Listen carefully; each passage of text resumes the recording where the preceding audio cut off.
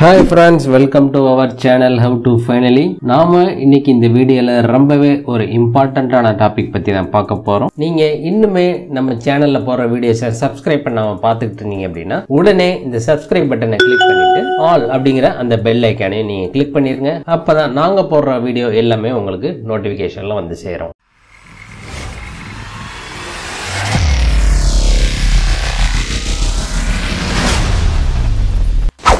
நாம இன்னைக்கு இந்த வீடியோல ரொம்பவே ஒரு யூஸ்ஃபுல்லான இன்ஃபர்மேஷன் பத்தி தான் பார்க்க போறோம். அது என்ன அப்படின்னு நீங்க பார்த்துட்டீங்கன்னா, நம்மள எல்லோருமே ரேஷன் கார்டு, அதாவது ஸ்மார்ட் கார்டு வச்சிருப்போம். இந்த ஸ்மார்ட் கார்டுல உங்களுடைய ஃபேமிலி மெம்பர்ஸ் இருப்பாங்க. சப்போஸ் அவங்களுக்கு மேரேஜ் ஆகிடுச்சு, இல்ல அவங்க தவறிட்டாங்க, இல்ல அவங்க உங்கள்ல இருந்து பிரிஞ்சு தனியா செப்பரேட்டா போயிட்டாங்க அப்படிங்கிற பட்சத்துல அந்த உங்களுடைய ஸ்மார்ட் கார்டுல இருந்து அவங்களுடைய பெயரை எப்படி நாம ரிமூவ் பண்றது, அவங்க பெயரை, உங்களுடைய ஃபேமிலி மெம்பர்ஸ் பெயரை எப்படி நீக்கிறது அப்படிங்கறத இந்த வீடியோல பார்க்க போறோம். இந்த ரேஷன் கார்டுல உங்களுடைய ஃபேமிலி மெம்பர்ஸ் நேம் யாராவது நீங்க ரிமூவ் பண்ணணும் அப்படின்னா ஈஸியா நீங்க ஆன்லைன் மூலமாக பண்ணிக்கலாம். அது எப்படி அப்படின்னா, நீங்க tnpds.gov.in அப்படிங்கிற வெப்சைட்டை உள்ள போய்க்கோங்க. அதனுடைய வெப்சைட்டோட லிங்க் நான் கீழே டிஸ்கிரிப்ஷன்ல கொடுத்துருக்கேன். நீங்க அதை கிளிக் பண்ணி உள்ள போய்க்கலாம். உள்ள போனீங்க அப்படின்னா அதனுடைய ஹோம் பேஜ் உங்களுக்கு இப்படிதான் ஷோ ஆகும். இதுல நீங்க பாருங்க, கீழே அப்படியே ஸ்க்ரோல் பண்ணிட்டு வந்தீங்க அப்படின்னா குடும்ப உறுப்பினர் நீக்க அப்படின்னு ஒரு ஆப்ஷன்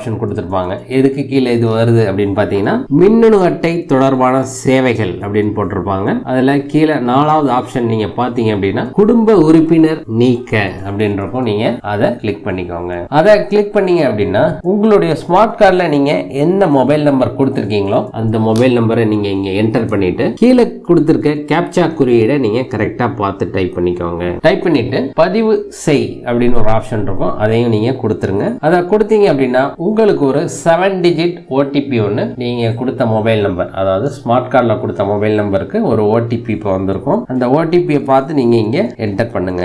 அந்த ஓடிபியை நீங்க என்டர் பண்ணிட்டு எகைன் பதிவு செய் அப்படிங்கறத நீங்க கொடுத்துருங்க. கொடுத்தீங்க அப்படின்னா நாம இப்ப அது பேஜுக்குள்ள போயாச்சு. அதாவது ஃபேமிலி மெம்பர்ஸ் பெயர் ரிமூவ் பண்ற பேஜுக்குள்ள நாம இப்ப வந்தாச்சு. இதுல அட்டை தொடர்பான சேவைக்கு அப்படின்னு போட்டு உங்களுடைய பெயர், குடும்ப அட்டை எண், நியாய விலை கடை எண் எல்லாம் போட்டிருப்பாங்க. சேவையை தேர்வு செய்யவும் அப்படின்னு இங்க இருக்கும். அதுல குடும்ப உறுப்பினர் நீக்க தான் நாம கொடுத்துருந்தோம். அதனால டிஃபால்ட்டா அந்த ஆப்ஷனே வந்திருக்கும். அதனால அதை நீங்க எதுவுமே சேஞ்ச் பண்ண தேவையில்லை. இப்ப அப்படியே நீங்க கீழே வந்தீங்க அப்படின்னா மற்ற ஆவணங்கள் அப்படின்னு போட்டு ஒண்ணு இருக்கும். ஆவண வகையை தேர்ந்தெடுக்கவும். இப்ப யார் பெயரை நீங்க ரிமூவ் பண்ண நினைக்கிறீங்களோ, நீக்கிறதுக்கு நினைக்கிறீங்களோ, அவங்க எதனால அவங்களுடைய பெயரை நீக்கிறீங்க அப்படிங்கிற பட்சத்துல இறந்துட்டாங்க அப்படின்னா இறப்பு சான்றிதழ் வைக்கணும். அவங்களுக்கு மேரேஜ் ஆயிடுச்சு, செப்பரேட்டா போறாங்க அப்படின்னா திருமண சான்றிதழ் அல்லது கல்யாண பத்திரிகை நீங்க வச்சிருந்தீங்க அப்படின்னா அதையும் இங்க அப்லோட் பண்ணலாம். அது போக தத்தெடுப்பு சான்றிதழ், அது போக இதர சான்றிதழ், ஏதோ நீங்க கேஸ் பில் வச்சிருந்தீங்க அவங்களுடைய பெயர்ல அப்படின்னா அதையும் நீங்க அட்டாச் பண்ணலாம். இப்ப நாம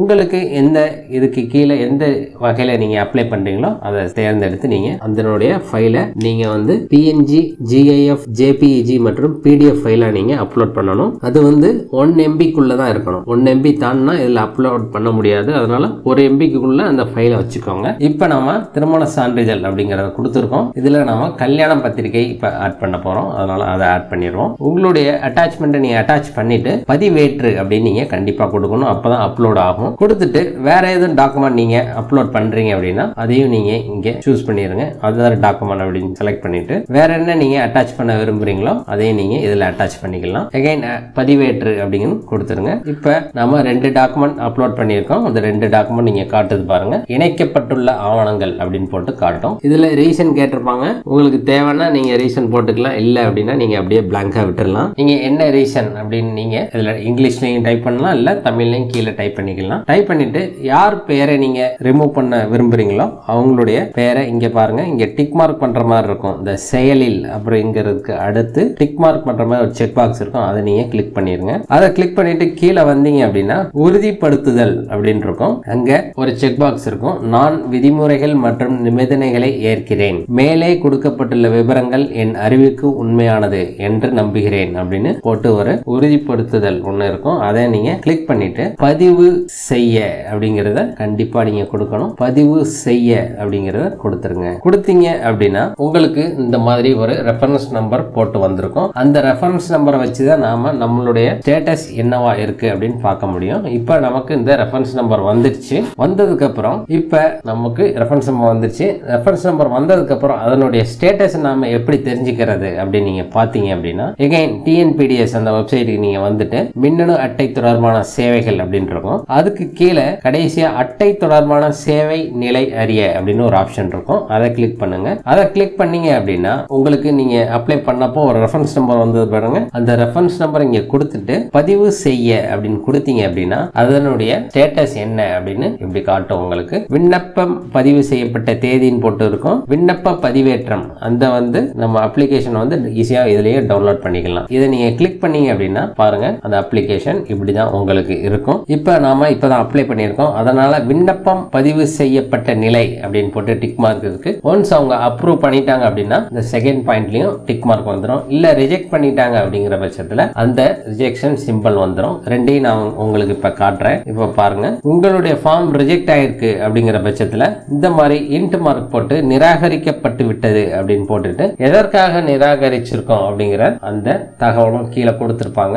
ஆவண சரிபார்ப்பு அலுவலர் பெயர்னு போட்டு அவங்களுடைய பெயரும் போட்டிருப்பாங்க. அவங்க சொன்ன மாதிரி நீங்க அந்த டாக்குமெண்ட்ஸ் எல்லாம் அப்லோட் பண்ணீங்க எகைன் அப்படின்னா அவங்க உங்களுடைய டாக்குமெண்ட்டை சரி பார்த்துட்டு ஒன்ஸ் அகைன் நீங்க செக் பண்ணி பாத்தீங்க அப்படின்னா அந்த ரெஃபரன்ஸ் நம்பரை வச்சு இங்க பாருங்க அங்கீகரிக்கப்பட்டு விட்டது அப்படின்னு உங்களுக்கு ஃபர்ஸ்ட் ஒரு டிக் வந்துடும், செகண்ட் ஒரு டிக் வந்துருச்சு. அது என்ன அப்படின்னு பாத்தீங்கன்னா விண்ணப்பம் பதிவு செய்யப்பட்ட நிலை அதுக்கு ஒரு டிக் வந்திருக்கும். கோரிக்கை அனுமதிக்கப்படுதல் நிலை அதுக்கு ஒரு டிக் வந்திருக்கும். இப்படி வந்துருச்சு அப்படின்னா உங்களுடைய அப்ளிகேஷன் சக்சஸ்ஃபுல்லா வெரிஃபை பண்ணிட்டாங்க அப்படின்னு அர்த்தம். உங்கள் வெற்றிகரமாக கோரிக்கை ஏற்கப்பட்டது சரிபார்க்கப்பட்ட அப்படின்னு போட்டு எந்த டிஎஸ்ஓ அப்படின்னு போட்டிருப்பாங்க. சரிபார்ப்பதற்காக நீங்கள் ஒரு குறுந்தகவல் பெறுவீர்கள் அப்படின்னு மென்ஷன் பண்ணிருப்பீங்க. இந்த சான்றிதழை நீங்க ஆன்லைன்லயே டவுன்லோட் பண்ணிக்கலாம். இங்க பாருங்க சான்றிதழ் பதிவிறக்கம் அப்படிங்கிறது இருக்கும். அதை நீங்க கிளிக் பண்ணீங்க அப்படின்னா உங்களுக்கு யார் பெயர் நீங்க ரிமூவ் பண்ண கொடுத்திருந்தீங்களோ அவங்களுடைய பெயர் நீக்கியாச்சு அப்படின்னு ஒரு சர்டிபிகேட் உங்களுக்கு வந்துடும். இப்படிதாங்க நீங்க ஆன்லைன் மூலமா உங்களுடைய ஃபேமிலி மெம்பர்ஸ் நேம் உங்களுடைய ஃபேமிலி மெம்பர்ஸ் டீடைல் இருந்து ரேஷன் கார்டுல ரிமூவ் பண்றதுக்கு உண்டான ஆன்லைன் ப்ராசஸ். இந்த ப்ராசஸை நீங்க ஃபுல்லா பார்த்து நம்மளுடைய வீடியோ நீங்க ஸ்கிப் பண்ணாம ஃபுல்லா பார்த்து நீங்க பண்ணீங்க அப்படின்னா அழகா ஆன்லைன்ல நீங்களே பண்ணிக்கலாம். இதற்காக நீங்க வெளியே போயிட்டு ப்ரௌசிங் சென்டர்ல உங்களுடைய பணத்தை வேஸ்ட் பண்ண தேவையில்லை. இதற்கு சிஸ்டம் தான் கம்ப்யூட்டர் தான் வேணும் அப்படிங்கிற அர்த்தம் இல்லை. இதை நீங்க உங்களுடைய மொபைல்லேயே நீங்க இந்த வெப்சைட்ல போய் ஈஸியா பண்ணிக்கலாம். இந்த தகவல் உங்களுக்கு ரொம்பவே பயனுள்ளதா அமைஞ்சிருக்கும் நாங்க நம்புறோம். இந்த வீடியோ உங்களுக்கு பிடிச்சிருந்தது அப்படின்னா இந்த வீடியோக்கு லைக் பண்ணுங்க. இந்த வீடியோ உங்க ஃப்ரெண்ட்ஸ் அண்ட் ஃபேமிலி மெம்பர்ஸ் மற்றும் நீங்க எதுவும் குரூப்ஸ் வச்சிருந்தீங்கனாலும் அந்த குரூப்ஸுக்கு இந்த வீடியோ ஷேர் பண்ணுங்க. மேலும் இன்னொரு நல்ல தகவலோட இன்னொரு வீடியோல நாங்க உங்களை சந்திக்கிறோம். நன்றி, வணக்கம்.